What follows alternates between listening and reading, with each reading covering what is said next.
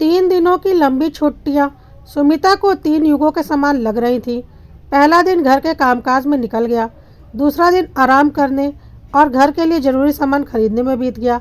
लेकिन आज सुबह से ही सुमिता को बड़ा खालीपन लग रहा था। खालीपन तो वह कई महीनों से महसूस करती आ रही थी, लेकिन आज तो सुबह से ही वह अच्छी खासी बोरियत महसूस कर रही थी। बाई खाना बनाकर जा चुकी थी। सुबह के 11 ही बजे थे। सुमिता का नहाना धोना, नाश्ता भी हो चुका था। झाड़ू पोछा और कपड़े धोने वाली बाइयां भी अपना अपना काम करके जा चुकी थी। यानी अब दिन भर किसी का आना या जाना नहीं होना था। टीवी से भी बोर होकर सुमिता ने टीवी बंद कर दिया और फ़ोन हाथ में लेकर उसने थोड़ी देर बातें करने के इरादे से अपनी सहेली आनंदी को फ़ोन लगाया। हेलो, उधर से आनंदी का स्वर सुनाई दिया। हेलो आनंदी, मैं सुमिता बोल रही हूँ। कैसी है? क्या चल रहा है? सुमिता ने बड़े उत्साह से कहा। ओह, आनंदी का स्वर जैसे विरक्त हो गया सुमिता की आवाज़ सुनकर। ठीक हूँ, बस घर के काम कर रही हूँ, खाना नाश्ता और बच्चे। और क्या, तू बता? कुछ नहीं यार, बोर हो रही थी तो सोचा तुझसे बात कर लूँ। चल ना, दोपहर में पिक्चर देखने चलते हैं। सुमिता उत्साह से बोली। नहीं यार, आज रिंकू की तबीयत कुछ ठीक नहीं लग रही है, मैं नहीं जा पाऊँगी। चल अच्छा, फ़ोन रखती हूँ, मेरे घर में ढेर सारे काम हैं। पिक्चर देखने का मन तो मेरा भी कर रहा है, पर क्या करूँ, पति और बच्चों के ढेर सारे काम और फरमाइशें होती हैं। कहकर आनंदी ने फ़ोन रख दिया। सुमिता से उसने कुछ नहीं कहा, लेकिन फ़ोन डिस्कनेक्ट होने से पहले सुमिता ने सुन लिया था। इस सुमिता के पास घर गृहस्थी का कोई काम तो है नहीं, दूसरों को भी अपनी तरह फुर्सतिया समझती है। बोलते समय स्वर की खींच साफ महसूस हो रही थी। फिर शिल्पा का भी वही रवैया, उसके बाद रश्मि का भी। यानी सुमिता से बात करने के लिए ना तो किसी के पास फुर्सत है और ना ही दिलचस्पी। सब की सब आजकल उससे कतराने लगी है, जबकि ये तीनों तो किसी ज़माने में उसकी सबसे करीबी हुआ करती थी। एक गहरी सांस भरकर सुमिता ने फ़ोन टेबल पर रख दिया। अब किसी और को फ़ोन करने की उसकी इच्छा ही नहीं रही थी। वह उठकर गैलरी में आ गई। नीचे की लॉन में बिल्डिंग के बच्चे खेल रहे थे। ना जाने क्यों उसके मन में एक हुक सी उठी और आंखें भर आई। किसी के शब्द कानों में गूंजने लगे थे। तुम भी अपने माता पिता की इकलौती संतान हो सुमी, और मैं भी। हम दोनों ही अकेलेपन के दर्द को समझते हैं, इसलिए मैंने तय किया है कि हम ढेर सारे बच्चे पैदा करेंगे ताकि हमारे बच्चों को कभी अकेलापन महसूस ना हो। समीर हंसते हुए अक्सर सुमिता को छेड़ता रहता था। बच्चों को अकेलापन का दर्द महसूस ना होने की चिंता करने वाले समीर की खुद की ही जिंदगी को अकेला करके सूनेपन की गर्त में धकेल आई थी सुमिता। लेकिन तब कहाँ यह सब सोच पाई थी कि एक ना एक दिन वह खुद इतनी अकेली होकर रह जाएगी। कितना गिड़गिड़ाया था समीर, आखिर तक कितनी विनती की थी उसने। प्लीज़ सुमी, मुझे इतनी बड़ी सज़ा मत दो। मैं मानता हूँ मुझसे गलतियाँ हो गई, लेकिन मुझे एक मौका तो दे दो, एक आखिरी मौका। मैं पूरी कोशिश करूँगा कि तुम्हें अब से शिकायत का कोई मौका ना मिले। समीर बार बार अपनी गलतियों की माफ़ी मांग रहा था, उन गलतियों की जो वास्तव में गलतियाँ थी ही नहीं। छोटी छोटी अपेक्षाएं, छोटी छोटी इच्छाएं थी जो एक पति सहज रूप से अपनी पत्नी से करता है।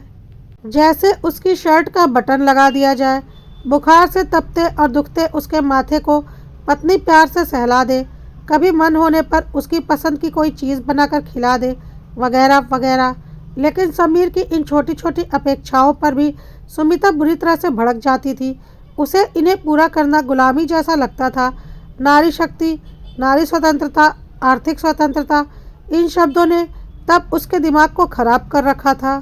स्वाभिमान, आत्मसम्मान, स्वावलंबी, इन शब्दों का अर्थ भी तो कितने गलत रूप से ग्रहण किए थे उसके दिलो दिमाग ने।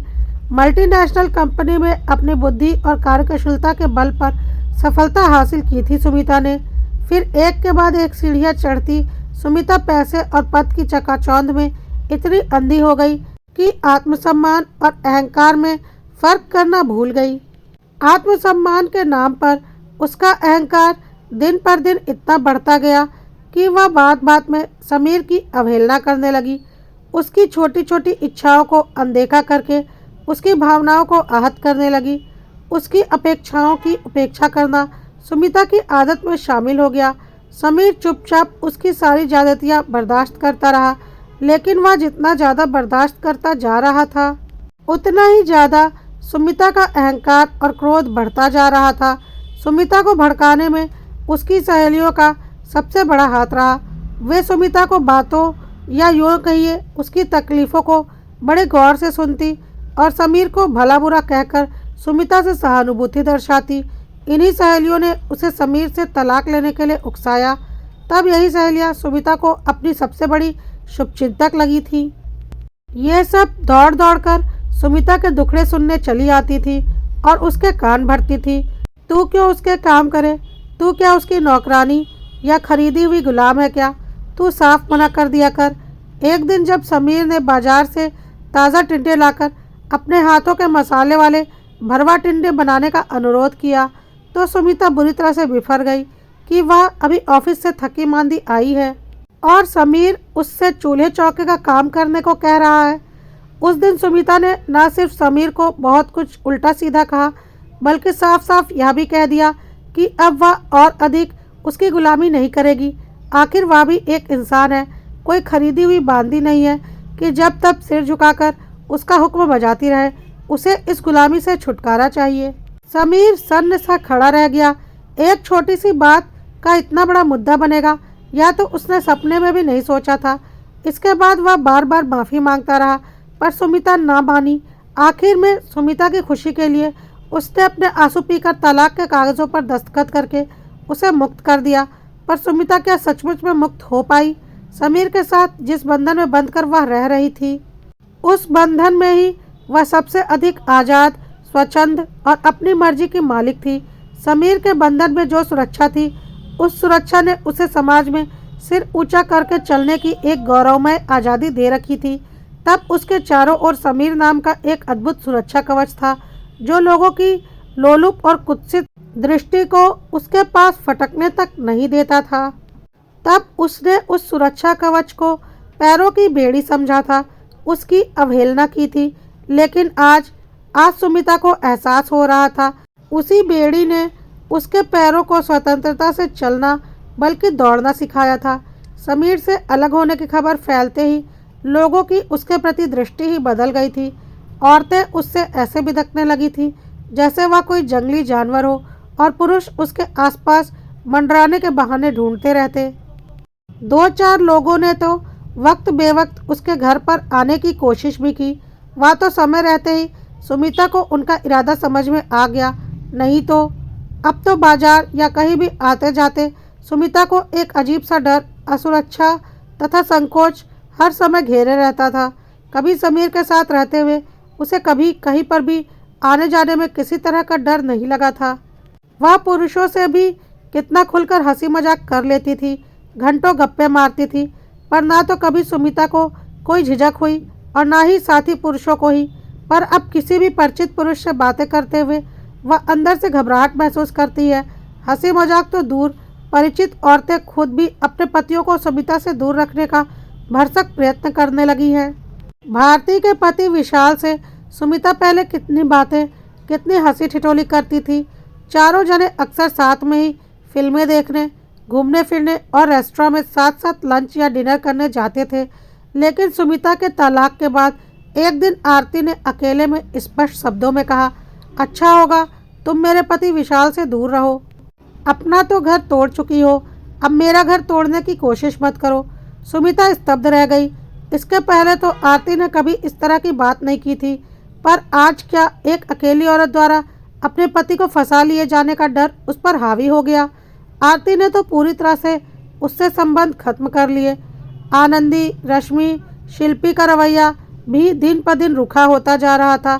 वे भी अब उससे कन्नी काटने लगी हैं। उन्होंने पहले की तरह अब अपनी शादी या बच्चों की सालगिरह पर सुमिता को बुलावा देना बंद कर दिया। कहा तो यही चारों जब तब सुमिता को घेरे रहती थी।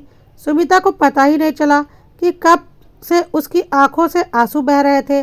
4 साल हो गए उसे तलाक लिए। शुरू के साल भर तो उसे लगा था जैसे वह कैद से आज़ाद हो गई, अब वह अपनी मर्जी से रहेगी। पर फिर 1.5-2 साल होते होते वह अकेली पड़ने लगी। ना कोई हंसने बोलने वाला, ना ही साथ देने वाला। सारी सहेलियां अपने पति और बच्चों में व्यस्त हो गईं और सुमिता अकेली पड़ती गई।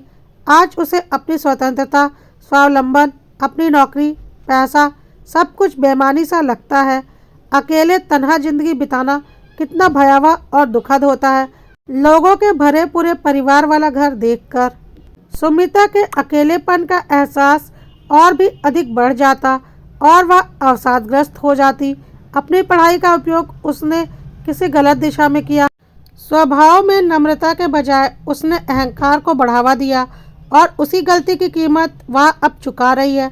सोचते सोचते सुमिता सुबकने लगी। खाना खाने का भी मन नहीं हुआ उसका। दोपहर 2 बजे उसने सोचा घर बैठने से अच्छा है अकेले ही फिल्म देखा है। फिर वह फिल्म देखने पहुंच ही गई। फिल्म के इंटरवल में कुछ चिर परिचित आवाज़ों ने सुमिता का ध्यान आकर्षित किया। देखा तो नीचे दाईं ओर आनंदी अपने पति और बच्चों के साथ बैठी थी। उसकी बेटी रिंकू चहक रही थी।